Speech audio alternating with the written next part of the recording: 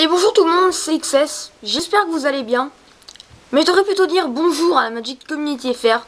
En effet, nous reprenons l'activité de cette chaîne avec Magemo à partir d'aujourd'hui. Ça faisait 8 mois que nous n'avions plus fait de vidéos. Tout simplement parce que déjà, on ne se parlait plus énormément, on n'avait plus du tout... Enfin, on avait fait une pause quoi, la magie. Moi j'avais aussi fait une pause et là depuis 2 mois je me suis vraiment bien remis. Et j'avais proposé à Magemo de la reprendre, il m'a dit que...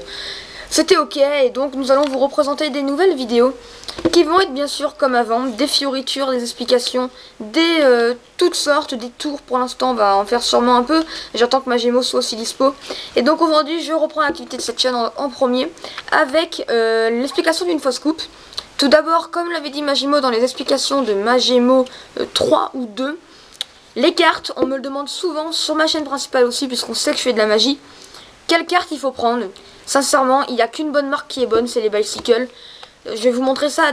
Déjà, toutes les cartes de jeux de cette famille, les jeux de n'importe quoi, il manque quelque chose parce que, regardez, je les prends à peine en main. Regardez ça, vous avez vu? Je les prends à peine en main qu'elles glissent toutes. Pour ça qu'il faut vraiment bien les choper. Aussi, regardez, pour faire un bandeau comme ça, avec des jeux de cartes normaux, vous n'y arriverez pas. Ces cartes Bicycle sont un petit peu plus glisses, elles glissent un peu mieux. Et donc c'est quand même bien plus facile de glisser. Les cartes sont bien plus à l'aise. J'ai mon purée de tapis qui bouge. Et donc je conseille des Bicycle. Après il y a des cartes que Dominique Duvivier, donc un grand magicien, utilise, ce sont les Jerry Nuggets, mais qui sont introuvables. Mais bon, les Bicycle c'est vraiment énorme. Des petits paquets comme ça, vous les trouvez, il y a des secondes qui s'appellent, c'est des jeux de cartes à 1,50 €, des Bicycle de très bonne qualité, avec lesquels vous pouvez vous entraîner. Les Bicycle qui coûtent cher, ce sont celles qui sont customisées, comme on prendra dans nos tours. Regardez celle-là par exemple, qui est déjà bien customisée, elle est plutôt verte je dirais. Et donc je vous conseille de prendre du Bicycle. Alors je vais vous montrer le geste d'aujourd'hui, j'essaie de pas me louper, j'ai les doigts un peu moites, qui va être donc la fausse coupe que je vais expliquer. Je vais pas rien expliquer énormément, mais vu qu'il faut quand même en expliquer un petit peu, hein, il faut quand même s'y mettre on va dire. Et donc on va commencer tout de suite. Donc le geste, je vais vous le montrer. Donc là on a un as de trèfle sur le dessus.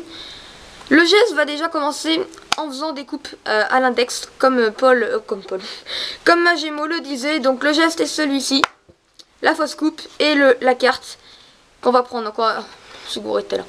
9 de trèfle, on vérifie quand même. Vous prenez votre geste comme je vous ai montré, donc vous prenez, vous coupez, vous faites votre fausse coupe et la carte est encore sur le dessus. Donc je vais vous expliquer tout ça. Il faut déjà connaître le Mandadon. Après, il faut surtout avoir fait un petit peu de magie, ça passe tout seul quoi. Donc nous allons commencer. Il y a deux solutions. Soit vous prenez le jeu en main de la donne, soit vous le prenez en pouce majeur. Donc pouce, index majeur, annulaire, auriculaire. Je vais en parler beaucoup dans cette vidéo. Donc moi je vous conseille de le prendre pas en main de la donne, même si ça va vous servir énormément pendant ce tour.